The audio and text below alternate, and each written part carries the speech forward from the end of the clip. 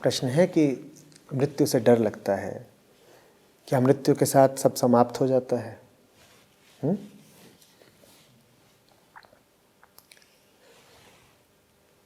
ये घर है तुम्हारा, ये घर है तुम्हारा। मौत का मतलब इसमें आग लग जाएगी, मौत का मतलब इसमें आग लग जाएगी।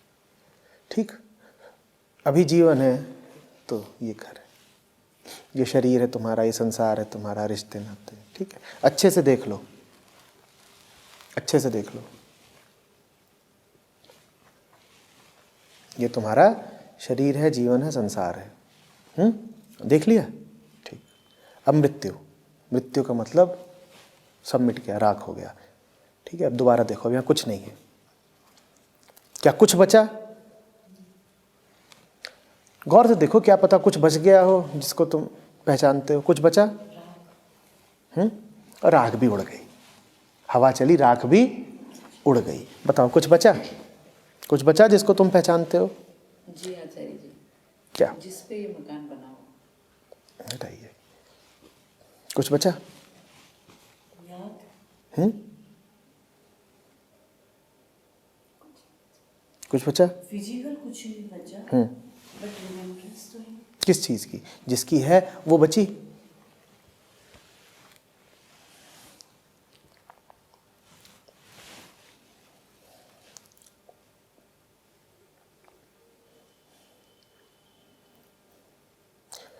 तो मृत्यु हर उस चीज को मिटा देगी जिसको तुम जानते हो। मृत्यु हर उस चीज को मिटा देगी जिसको तुम जानते हो, क्योंकि तुम जानते ही सिर्फ चीजों को हो। तुम्हारे लिए मकान का क्या मतलब है? चीजें ना। ये मकान है, ये मकान है, वो दरवाज़ा मकान है, ये मकान है, ये सब है, इनको तुम जानते हो। हर वो चीज़ जिसको तुम जानते हो, मृत्यु उसको मिटा देने की घटना का नाम है। मृत्यु क्या है? मृत्यु उसको मिटा देती है जिसको तुम जानते हो। फिर समझो, दोहराओ इसको। मृत्यु उसको मिटा देती है जिसको तुम जानते हो। तो तुम यहां पर आए, तुमने कहा घर कहीं नहीं है, तुमने कहा हाय अब कुछ नहीं बचा, क्या हो गई? मृत्यु हो गई। लेकिन ये जो पूरा आकाश है ये बचा, ये बचा। लेकिन इसकी तो तुम कीमत ही नहीं करते थे, इसकी तुम कीमत ही नहीं करते थे। इसीलिए जब मौत हुई तो तुम फूट फूट के रोए। तुमने कहा हाय मेरी सारी चीजें जल गई, लुट गई, नष्ट हो गई। और सही बात है, जितनी चीजें थीं वो तो लुट गई, जल गई, नष्ट हो गई। समय हर चीज को बर्बाद कर देता है, कर देता है ना।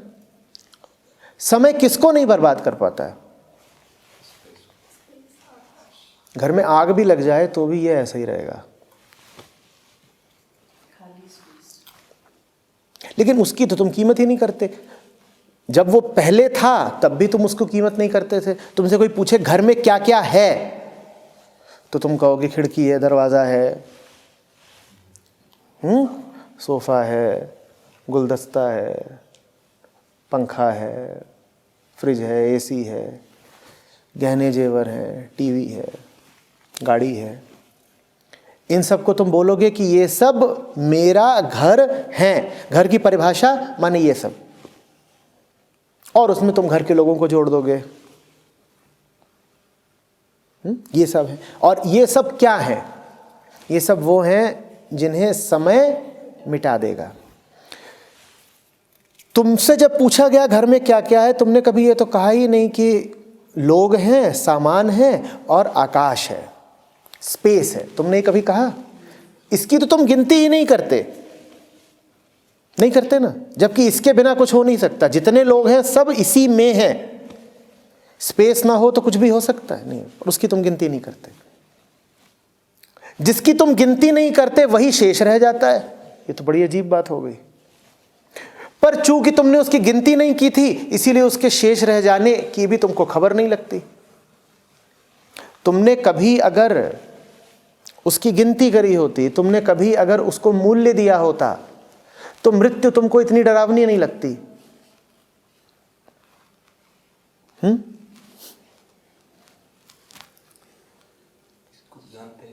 इसको जानते ही नहीं, इसीलिए इसके बचे रह जाने से भी तुम्हें कोई सांत्वना नहीं मिलती। इसको तुम जानते नहीं, इसीलिए इस बात का तुम्हारे लिए कोई महत्व ही नहीं है कि जो असली चीज है वो तो बची ही रह जाएगी, जो कुछ नष्ट होगा वो नकली ही नकली है। अब अपने डर की भी वजह समझो। तुम जानते ही सिर्फ उन चीजों को हो जो नष्ट धर्मा है।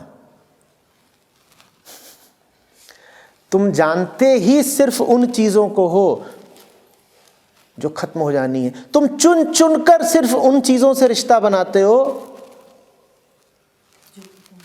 जो मरण धर्मा है।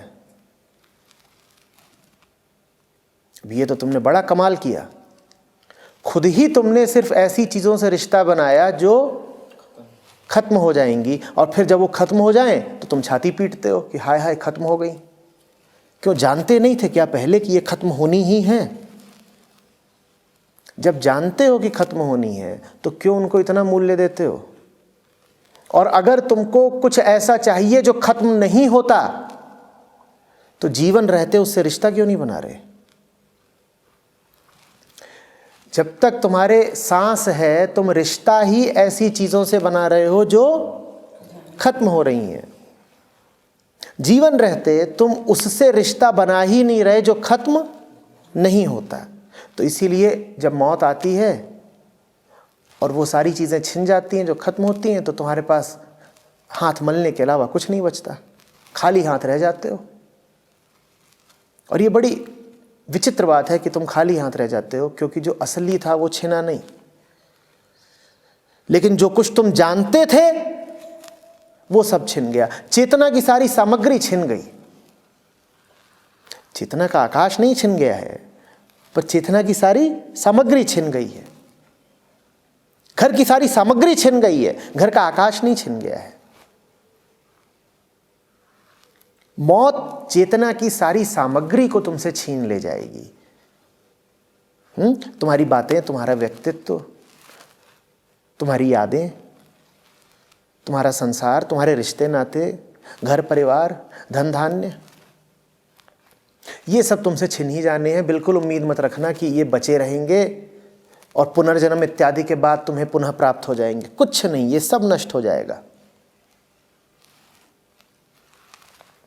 जीवन दोबारा नहीं मिलना है।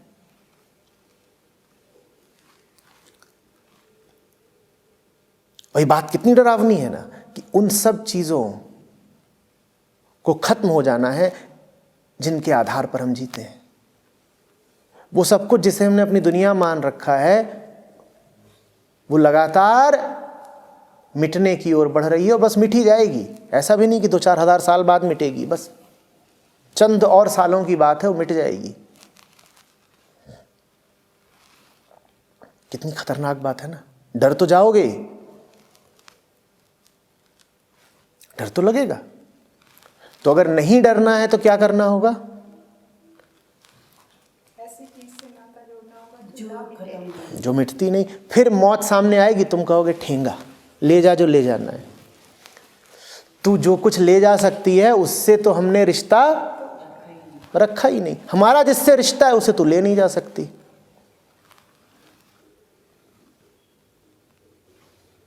जो आदमी मौत से जितना डरता हो, समझ लो उसने उतना ज्यादा गलत रिश्ते बना रखे हैं।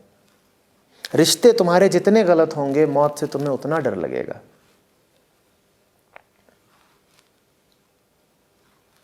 और रिश्ते तुम बनाते ही अपनी पहचान के आधार पर हो। जो तुम खुद को समझते हो उसी अनुसार तुम रिश्ते बना लेते हो। तुम खुद को अगर कुत्ता मानोगे तो हड्डी से ही तो रिश्ता बनाओगे,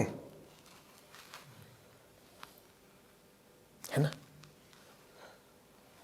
खुद को अगर प्यासा मानोगे तो पानी से रिश्ता बनाओगे।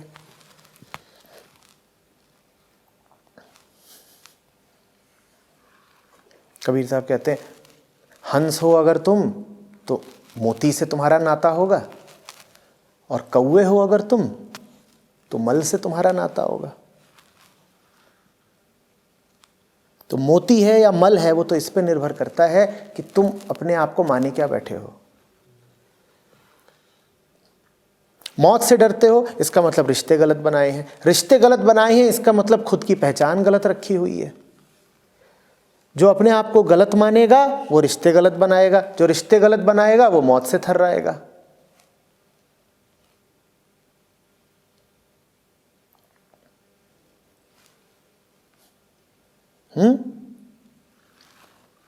मौत बड़ी निर्दय है, कुछ नहीं छोड़ने वाली। अपने आप को झूठी सांत्वना मत देना कि जीवात्मा बची रह जाएगी, कुछ नहीं बचा रह जाने वाला।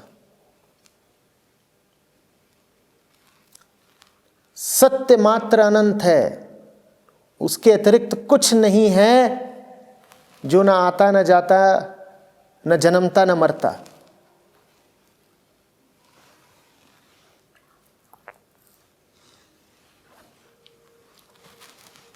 मृत्यु का डर तुम्हें है और अभी है, तो निश्चित रूप से इस डर से निजात तुम्हें ही चाहिए और अभी चाहिए। अभी चाहिए ना, सरदर्द अगर अभी हो रहा हो तो गोली कब चाहिए? 5 दिन बाद? अभी। डर तुम्हें अभी लग रहा है ना, हाँ, तो अभी किसी ऐसे से रिश्ता बनाओ जो तुम जानते हो कि न समय का है न संसार का, कहीं और का है, मौत उसे छू नहीं पाएगी। उससे रिश्ता बनाओ, मौत के डर से बच जाएंगी। जो गलत रिश्तों में जी रहे हैं उनकी सजा है मृत्यु का डर। शास्त्रों के पास जाओ तो वो कहते हैं हमारा उद्देश्य ही एक है, तुम्हें डर से मुक्ति दिलाना।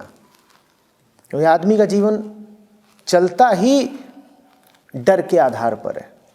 तुम्हें डर ना हो तो तुम जितने काम करते हो उसमें से एक ना करो।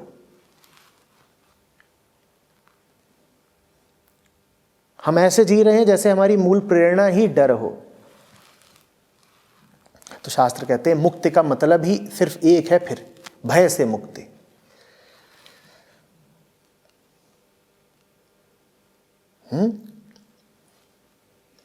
सही रिश्ता बनाओ,